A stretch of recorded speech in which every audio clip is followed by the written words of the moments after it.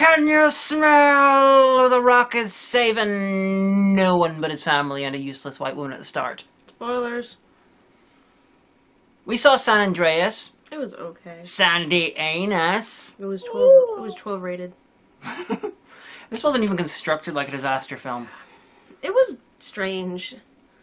Like, I mean, the special effects were good, but what isn't these days? I mean, it was nice to see a city be destroyed, but it always is. After last season, doesn't have good special effects. They had a paper MRI machine. That's true. But, like, no, I mean, I don't know.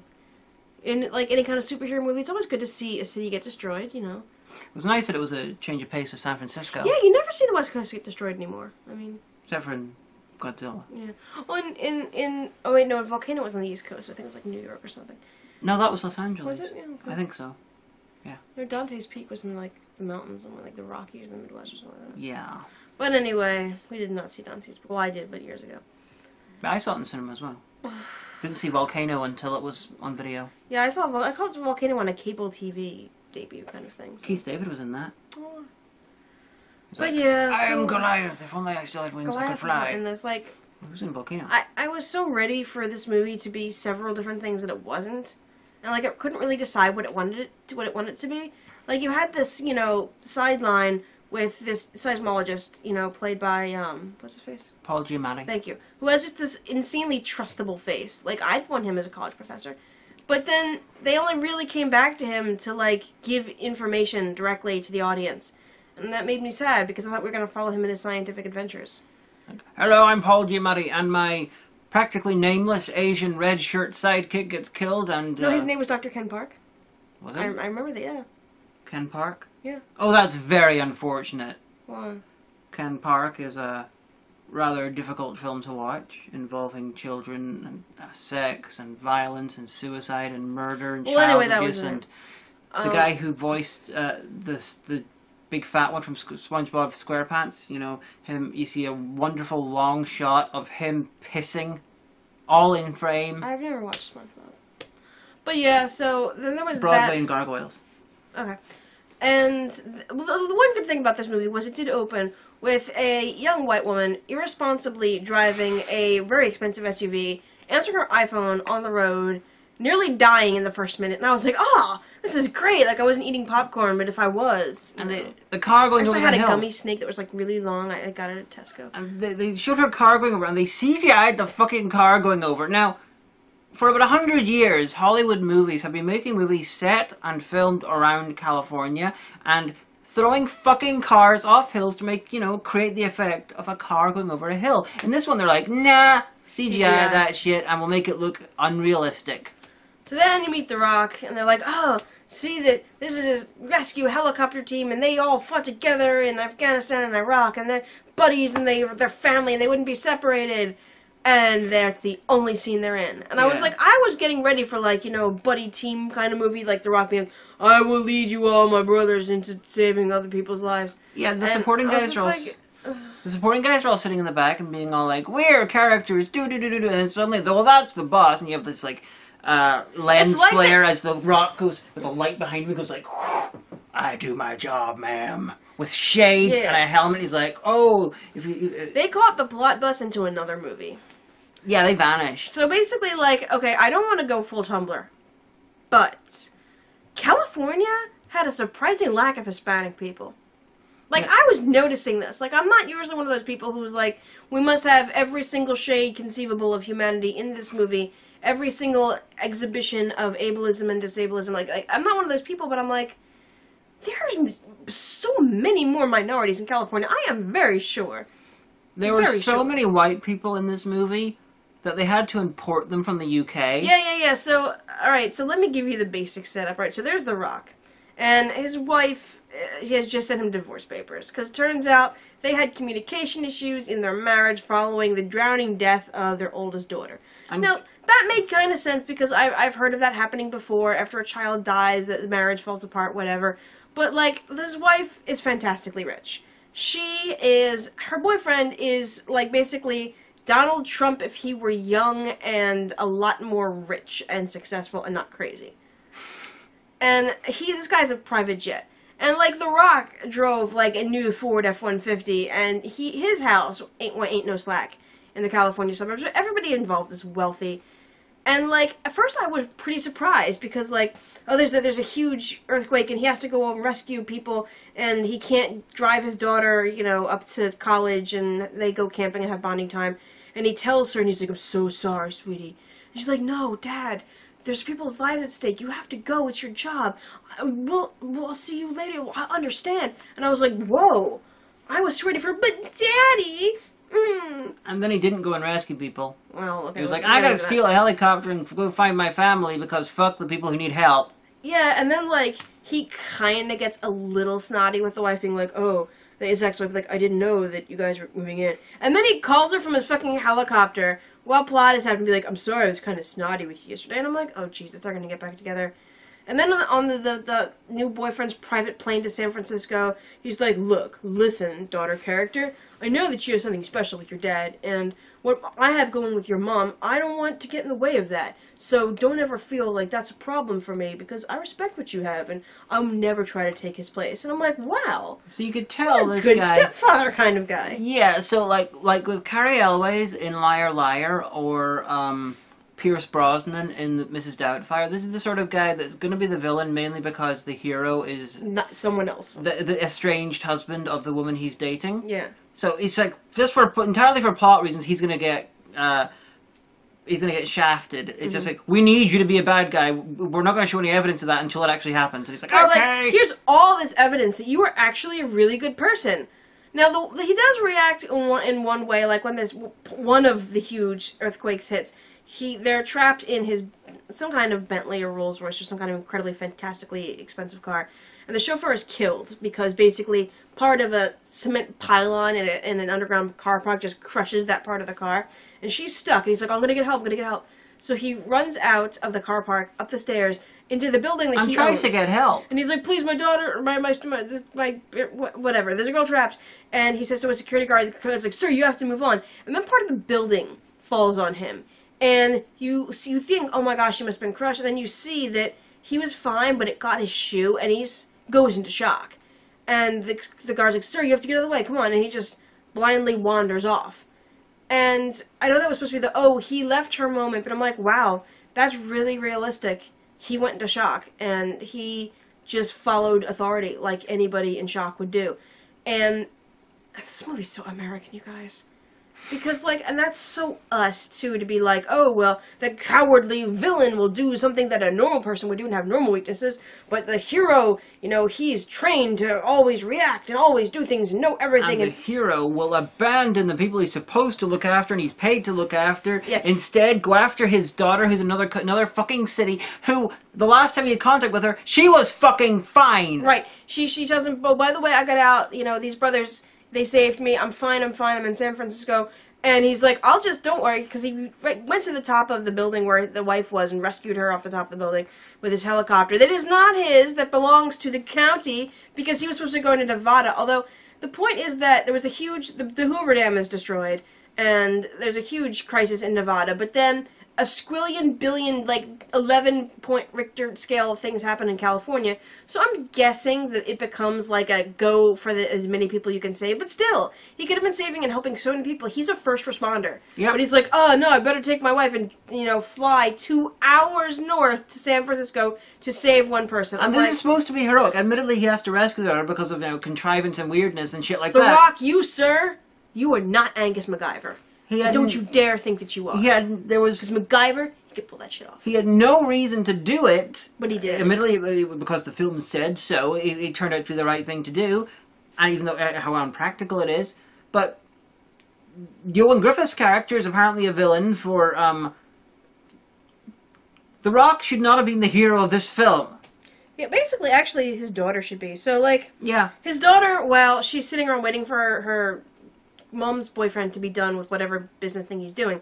She meets this young British guy, or English guy, and he's an architect, like engineer wannabe, and he's going for an interview, and he kind of brought his little brother with him to America. He mentions that his parents went off on a cruise, well, no, his little brother does, and that he took him with to go on holiday, which sounds like kind of an excuse of, I really wanted to go on this interview, so I brought my brother with me. And so they become part of the whole thing, and they help rescue her and stuff like that. But this movie was so white that they had to import more white people, because you have this, and he actually wasn't English enough. He wasn't apologizing near enough. He wasn't at Hugh Grant levels of English, but he was getting there. What about your theory? I have a theory about that. And the way that it goes is this. What was my theory? Your theory was that if they were Americans... I've been up for some... Oh, yeah, that's right. If they had been American... Oh, yeah, because I just came up with this theory. We're talking to my roommate downstairs. If they had been Americans, the boy and his little brother, she wouldn't have had the abilities that she did. Now, the whole movie, she was like, oh, wait a second. I'm hyper-competent. No, she was like, okay, well, in an emergency, we need to do this. And they're like, okay, you know, the cell towers are going to be down. We need to find a landline and use, like, a rotary phone or a phone with buttons. They're like, how do you know this? And she's like, oh, my dad's a first responder. He's trained me in, like, first aid and all this other kind of stuff. And she's like, oh, my gosh, an abandoned fire truck. Somewhere on here, they'll have a box full of rescue supplies. We need to take We don't know if it's abandoned. You know, the firefighters could have been off fighting fire! But still. But so, like, the reason that she's so competent is because her father has trained her to have these skills. And I'm like, that's good. Go you, girlfriend. You don't need anyone else to do it for you. I'm just amused that we saw shots of oh, okay.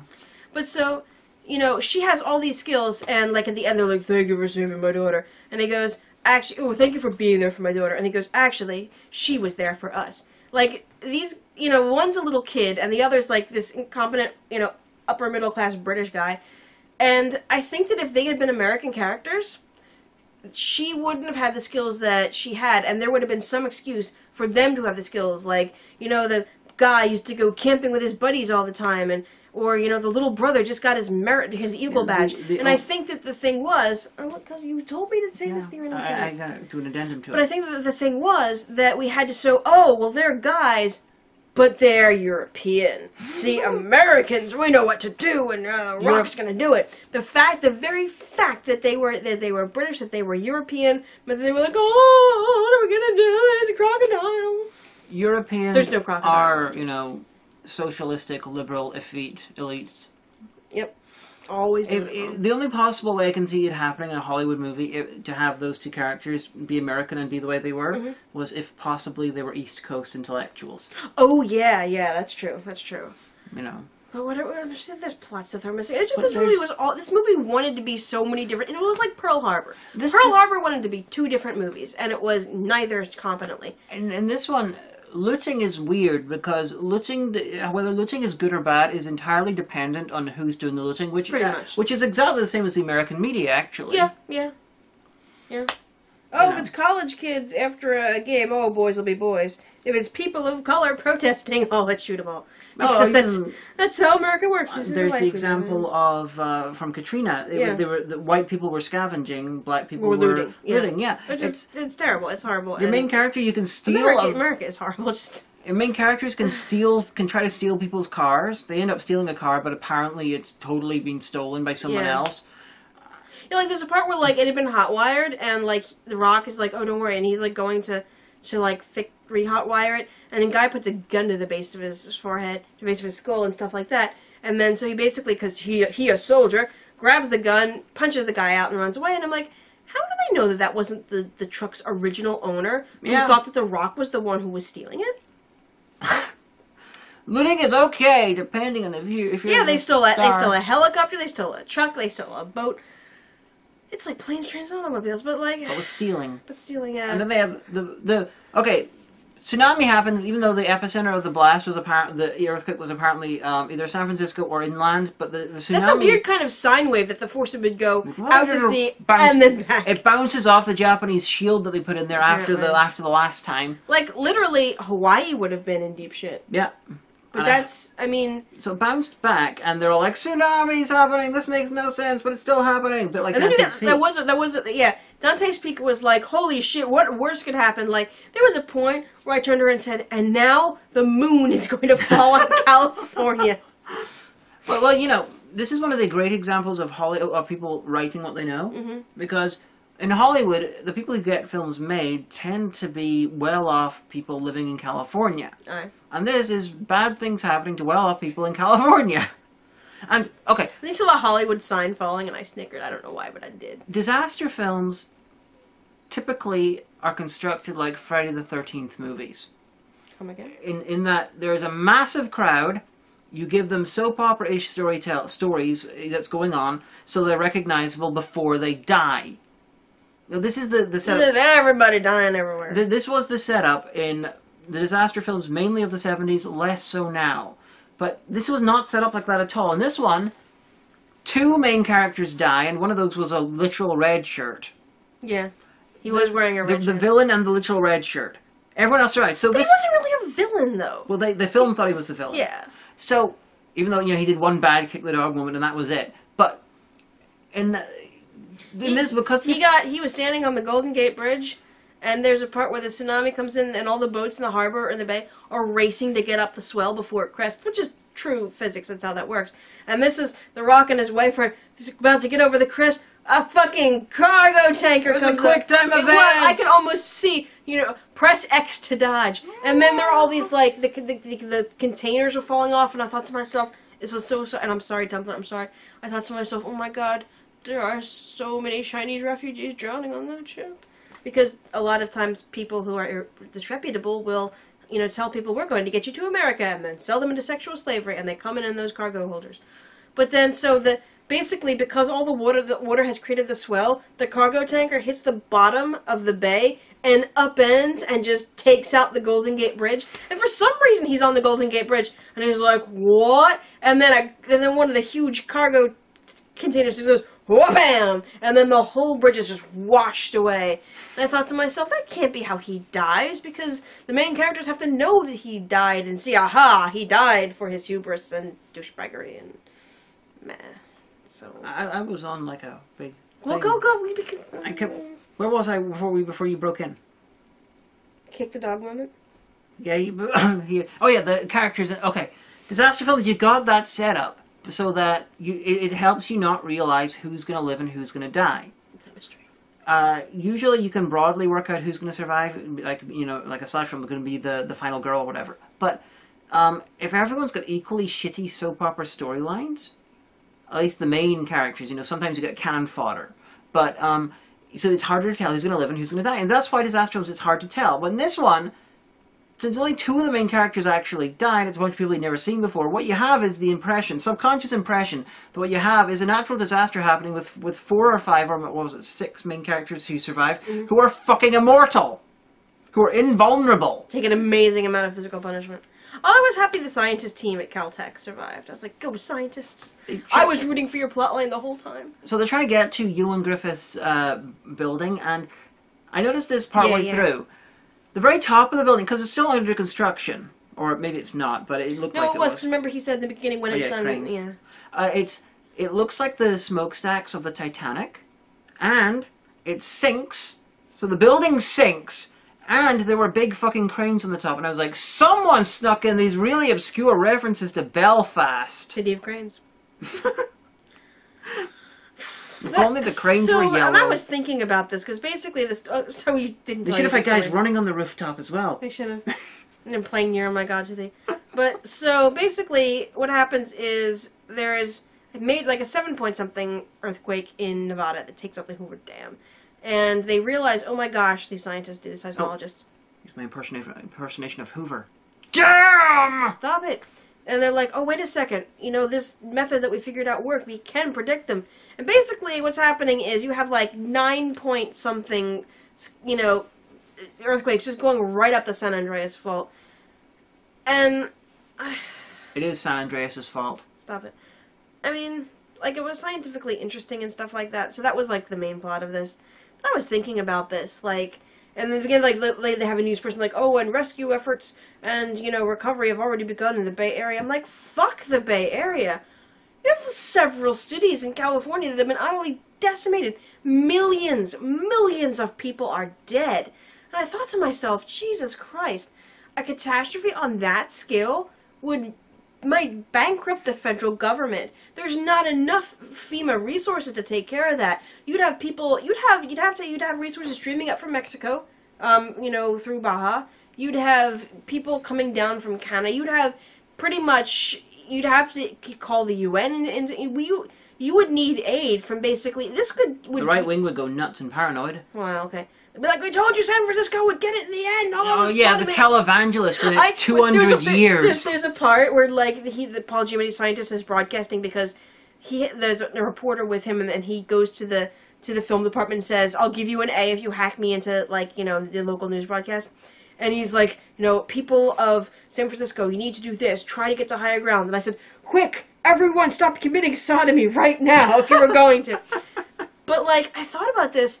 Could change the course of American history. It would change the balance of power in the world. America, that's several $1 trillion worth of damage and an incredible loss of life. That would change world history. And it just struck me while I was watching The Rock rock around. Punching nature in the face. Ugh, stupid nature. But yeah, televangelists would crow about this for hundreds of years because of San Francisco. I totally would. Well, no, because they don't give a shit whenever it's anywhere else getting hit by an earthquake or natural disasters or like San Diego got hit. Or the religious parts of America being like in Tornado Alley. But like a second San Francisco gets decimated by an earthquake and it's like, aha, I knew it. I mean, if you know more about this than I do, like what would actually happen, please do comment. Because if you know like actual like world government stuff, like tell me like how this would go down. Because I'm interested. Like, would the EU give us aid? Would we have to turn to China? I mean, like, if you know these things, let us know. But, I mean, that being said, I guess I was entertained. I mean, went to Tesco first, so I got one of those little baggies of mixed candy, so... I mean... This was stupid. We saw it in... not IMAX, but half max. Yeah. Bleh. You have to pay £1.50 extra. This has already been out in America, so I'm not even sure I'll put this on Take with Tig. Basically, it was half price day, and we decided to go to the cinema, and it was either this or Insidious, and Insidious started too late. I was too tired to stay up for Insidious 3, sorry guys. So. But yeah, if you're watching this, you watch this to hear us bitch about it, and I hope that you've been entertained, because there's so much more bitching that we could do, but it's just not even worth it, because, like I said, it was pretty. It's pretty, but what isn't these days?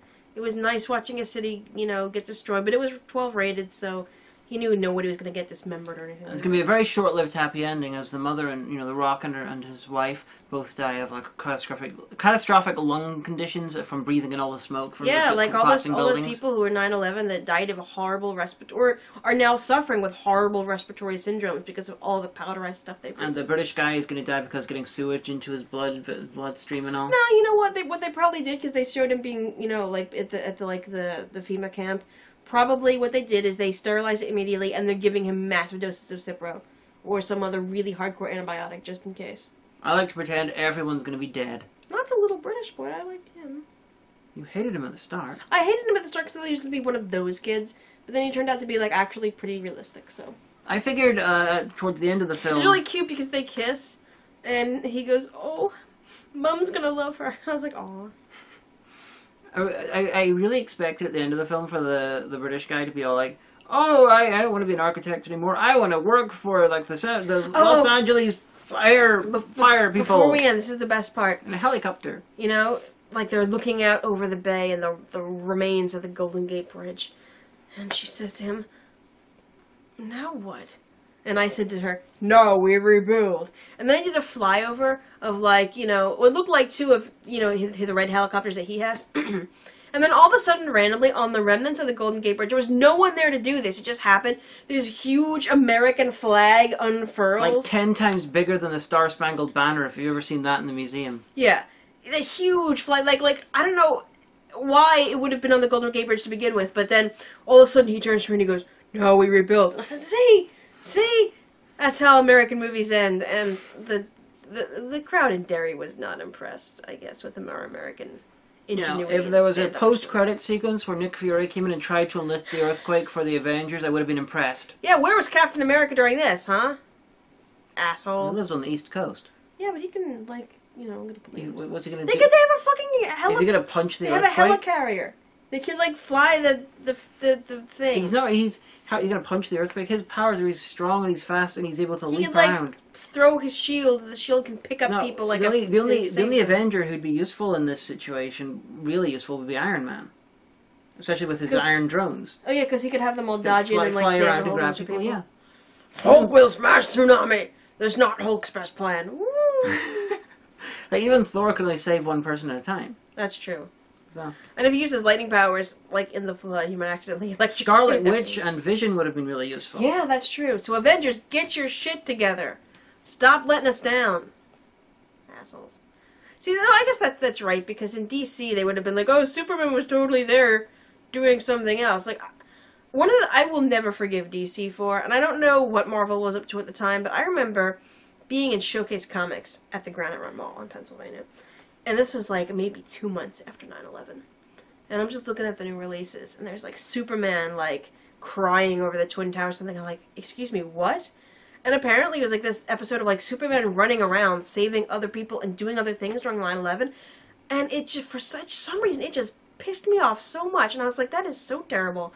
That is so disrespectful. Because you know what?